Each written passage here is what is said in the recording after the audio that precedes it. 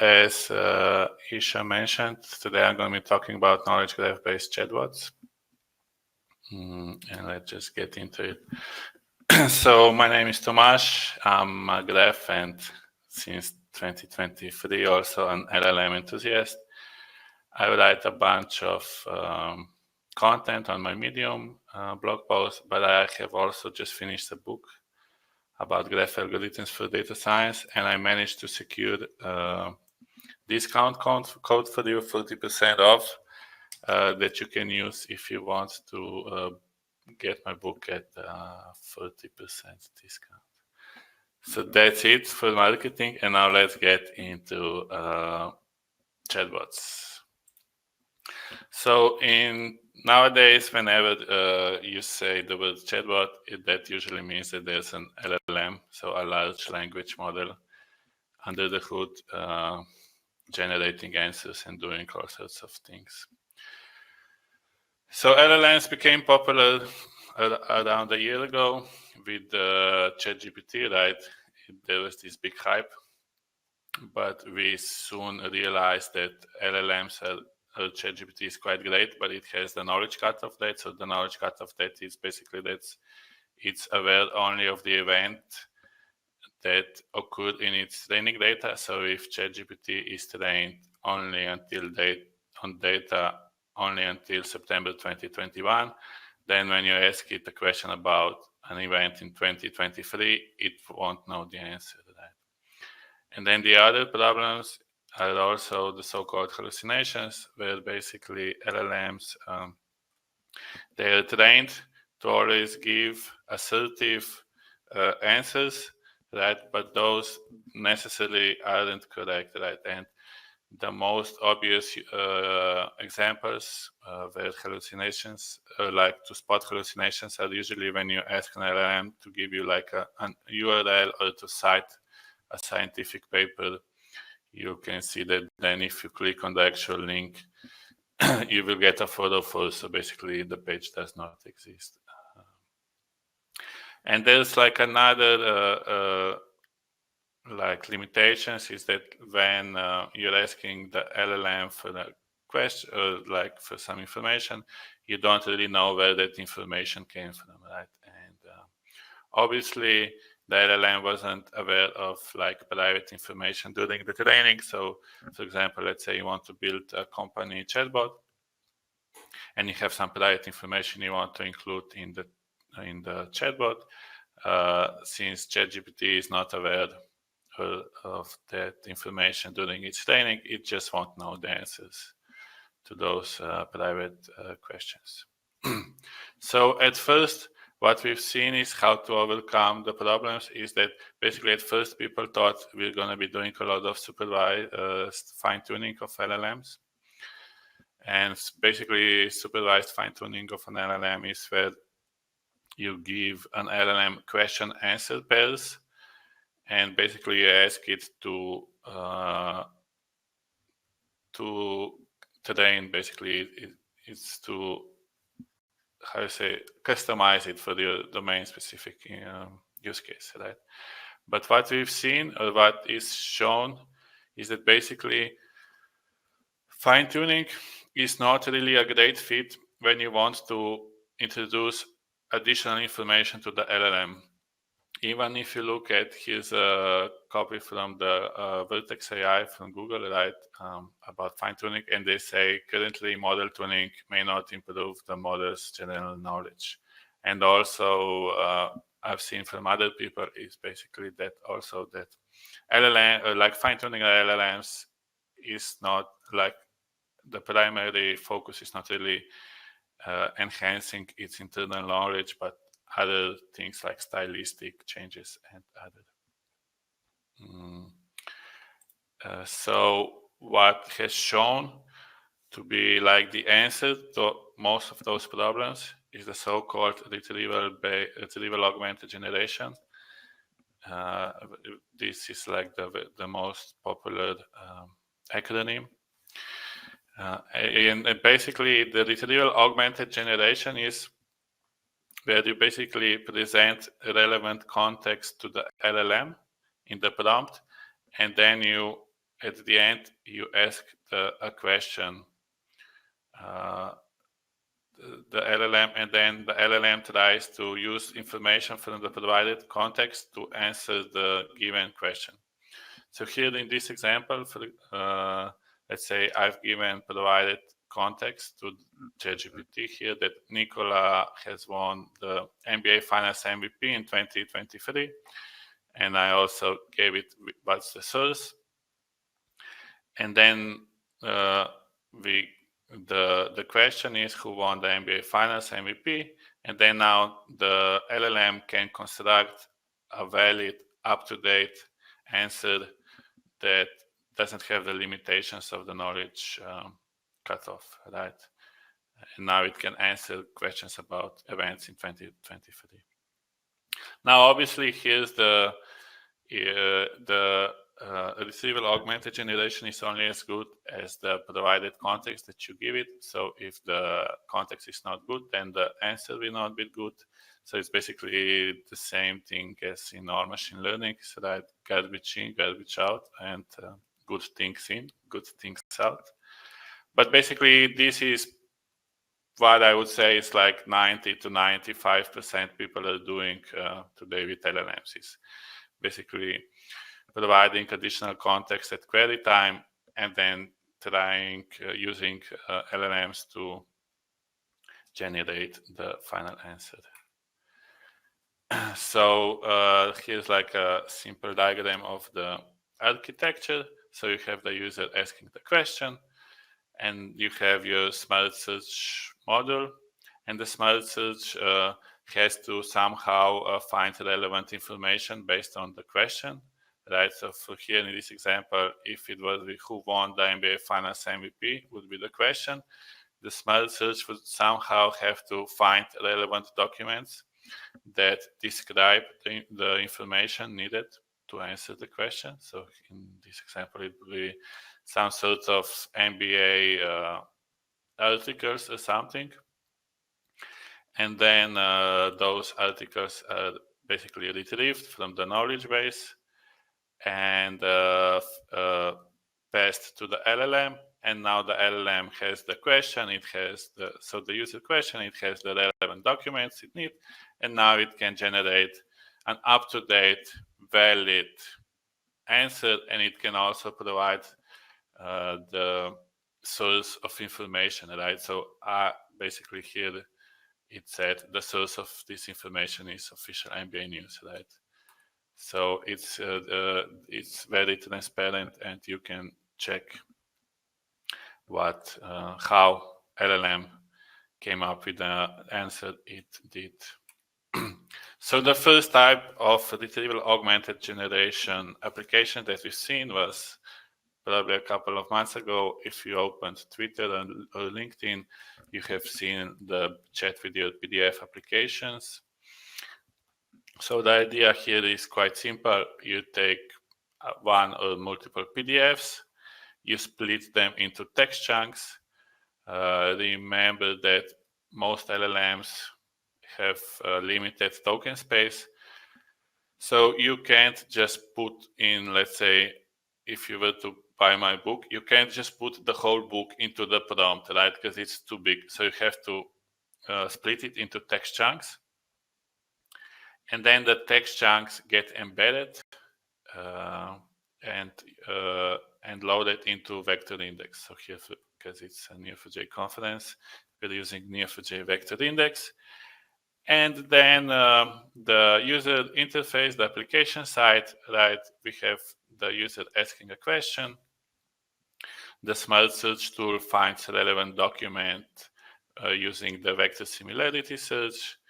The relevant documents are fed to the LLM, and then the LLM can generate the final answer.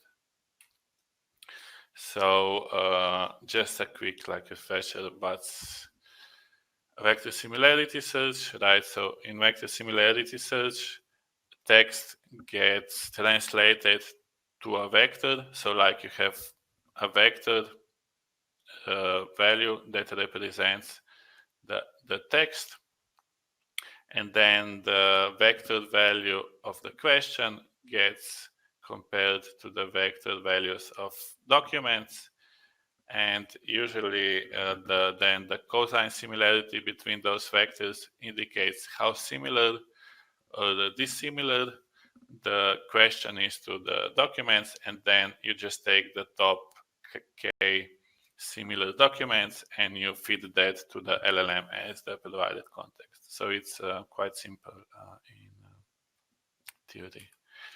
So because this is quite an important use case, right?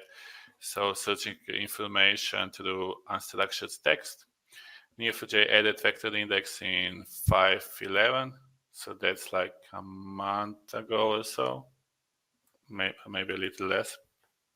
So basically the vector index, vector similarity search is now an indexed operation in Neo4j. So that means that it can scale to millions of documents, right?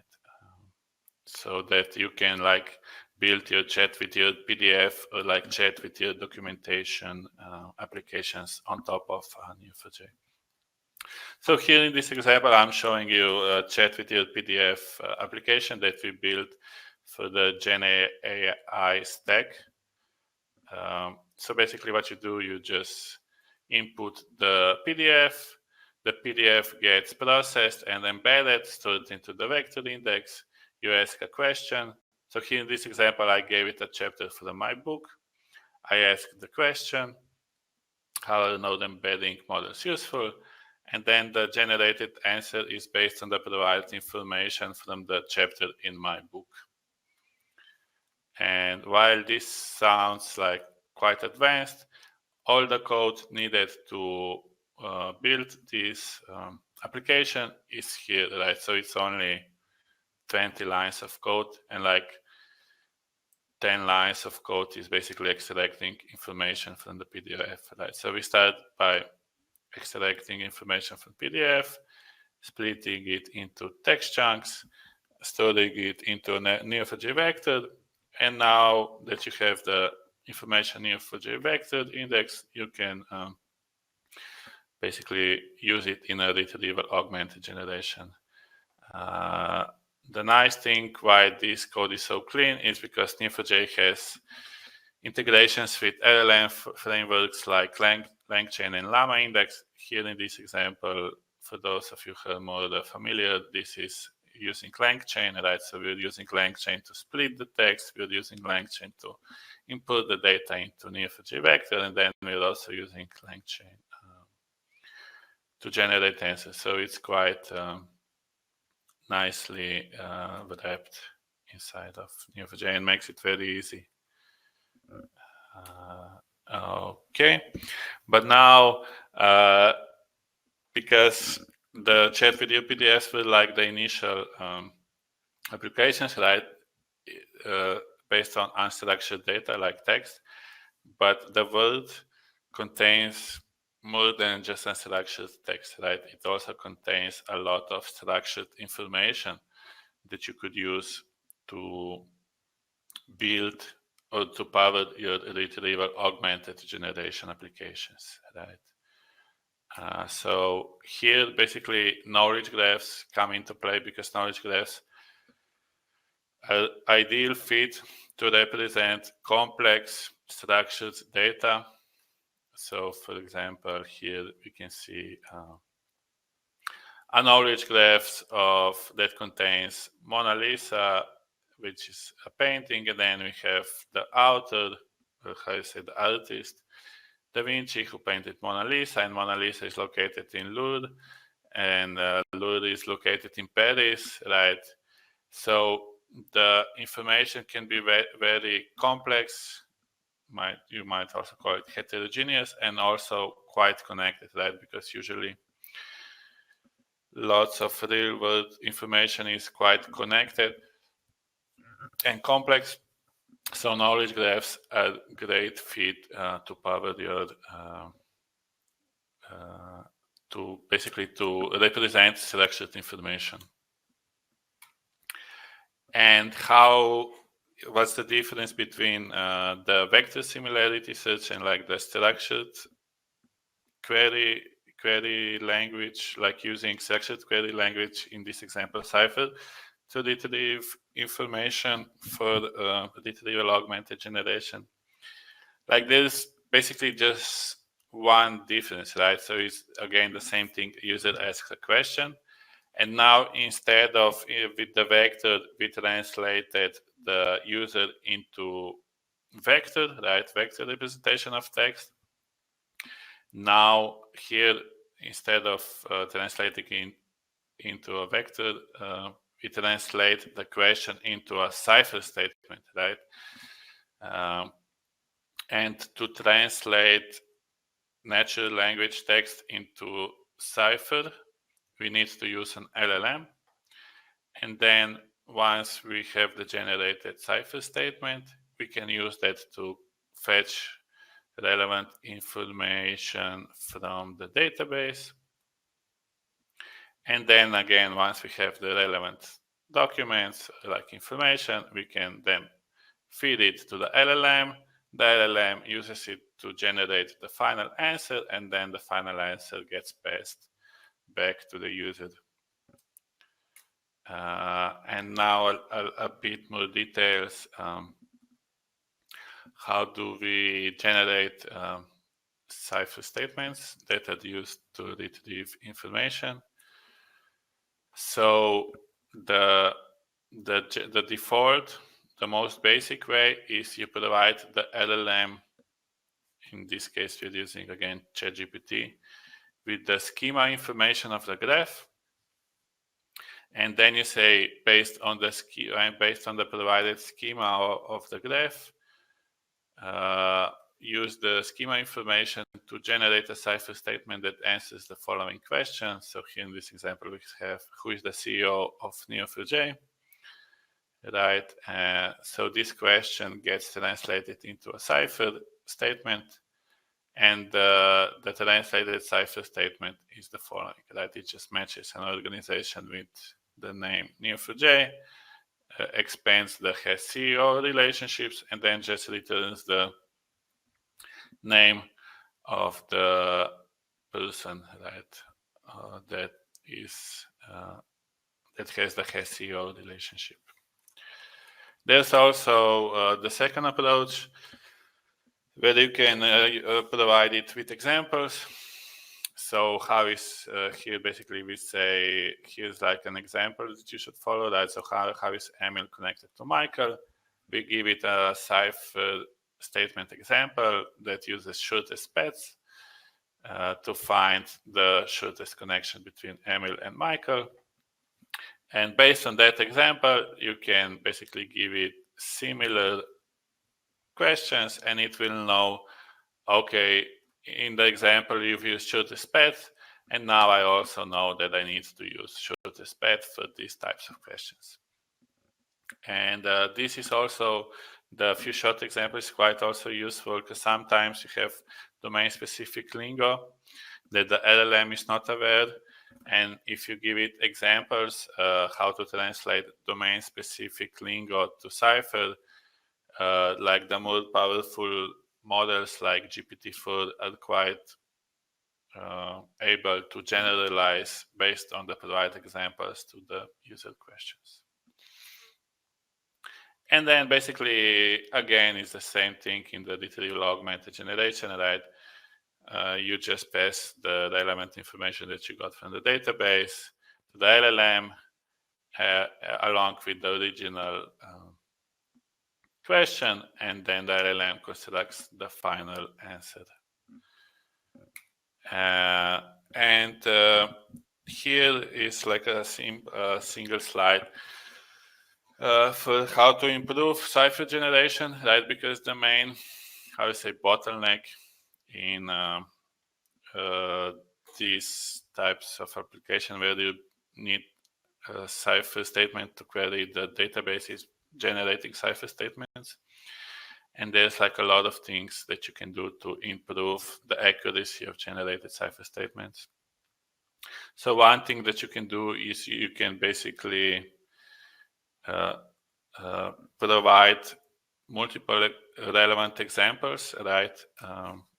in the prompt, but those relevant examples don't have to be static, right? They can be dynamically provided based on the user question. So based on the user question, find the most relevant Cypher examples and feed those into an LLM. And here, basically, again, we're using the vector search to find relevant examples. So that means in practice that you can have 1,000 or 10,000 Cypher examples. At query time, you use a vector similarity search to find the most relevant ones and feed them into prompt. And then the second improvement that you can do, because LLMs are aware of graph schema, but they're not aware of that database values, right? Because you can fit an LLM the graph schema, but let's say you have million nodes in your graph, you can't fit the LLM with million nodes so that it would know all the database property values, or all the property values stored in the database, right?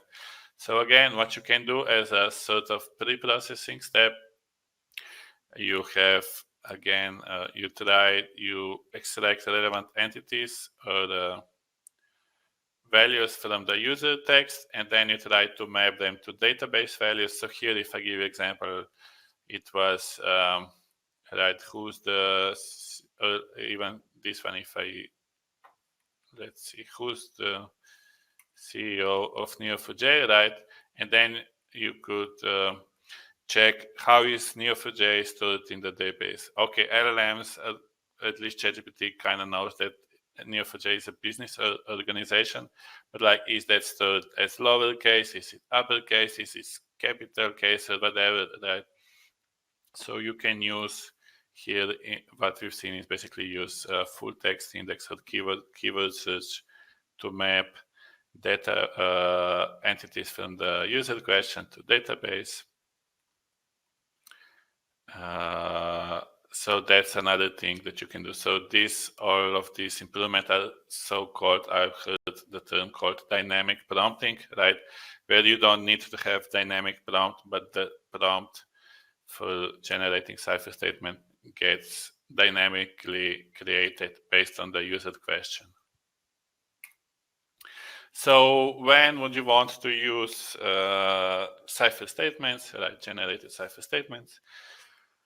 So the first use case is the so-called multi-hop question answering. So a multi-hop question is either a question that needs to find information from multiple documents, or it's a question that basically can be broken down into multiple sub-questions, right? So if you ask, did any of the former OpenAI employees start their own company? You can break down this question into two sub-questions, right? And the questions are, first you have to identify who are the former employees of OpenAI, and then the follow-up question is, did any of them start their own company?